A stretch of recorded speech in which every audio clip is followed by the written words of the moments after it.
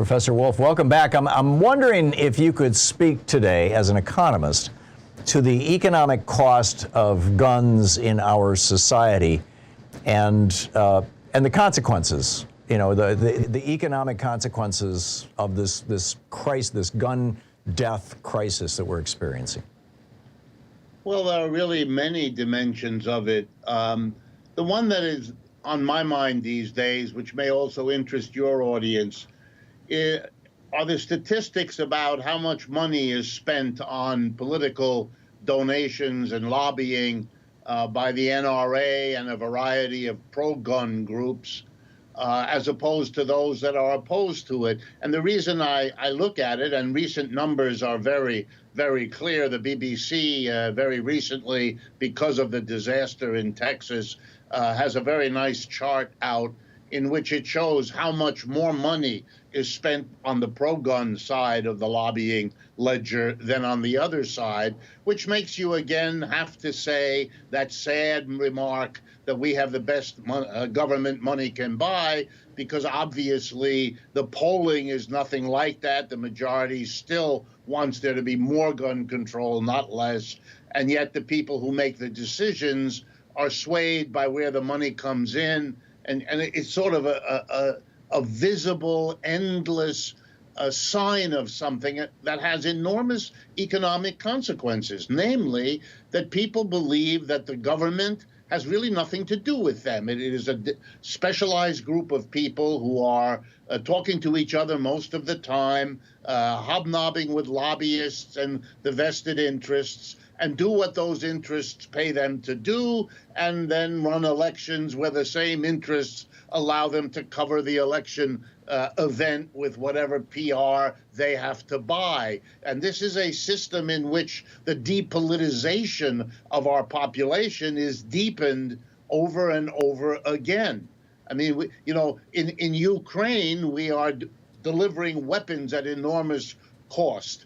But when people are killed in a school, we offer prayer as what our leaders mostly do. The dichotomy, even if it isn't acknowledged explicitly, has to be going on in everyone's mind as a kind of visible statement that the people in charge are marching to a very different drum than the rest of us. So Ruth Ben-Ghiat, who is literally a world-famous expert on authoritarianism, argues that what we have right now with all these mass shootings, all this slaughter, is exactly what authoritarians want. The goal is to disrupt society.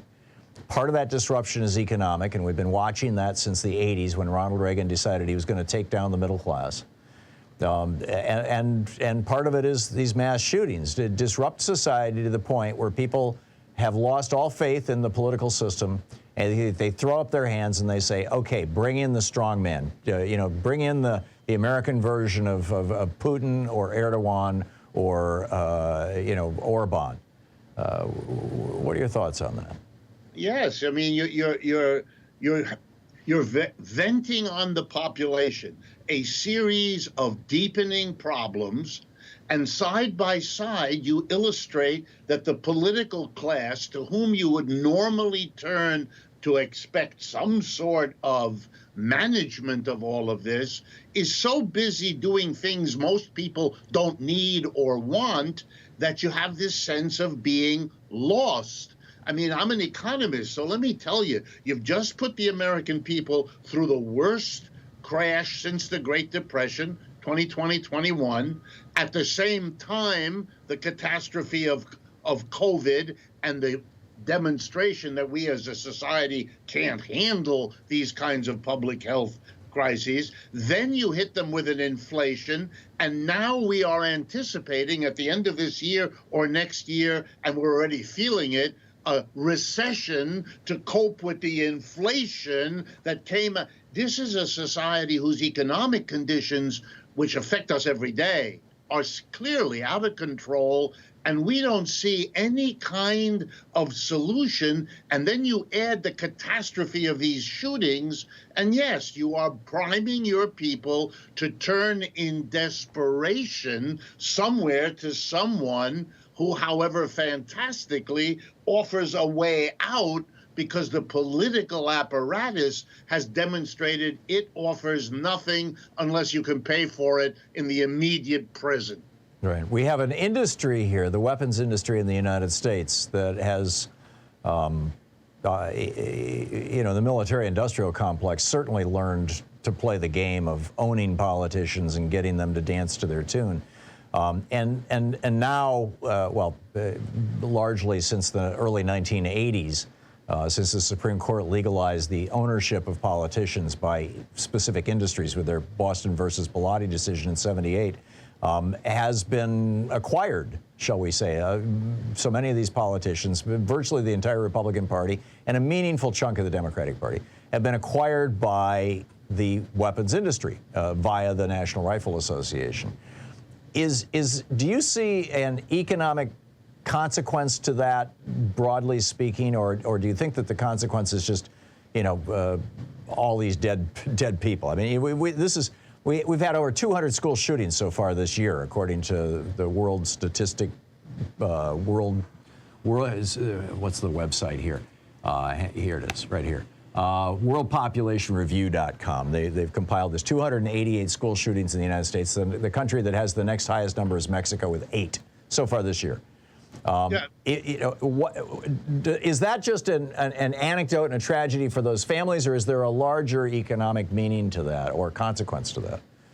Yeah, I think in the long run, and history bears me out at least as well as I can read the history, this is not a happy process. It is not going to only work out that everybody goes home, focuses on the TV show that they're looking forward to, and kind of pretends that it all is over there. This is intruding on people's lives, and in the end, there will be the kind of explosion that will be wrongly called senseless, if I might.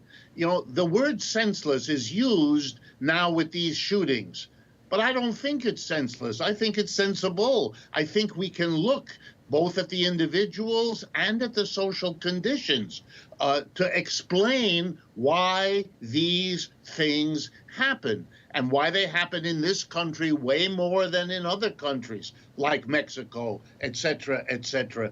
I think we're watching a process of alienation that will eventually lead to social conflicts that will make what we're suffering now look like the good old days.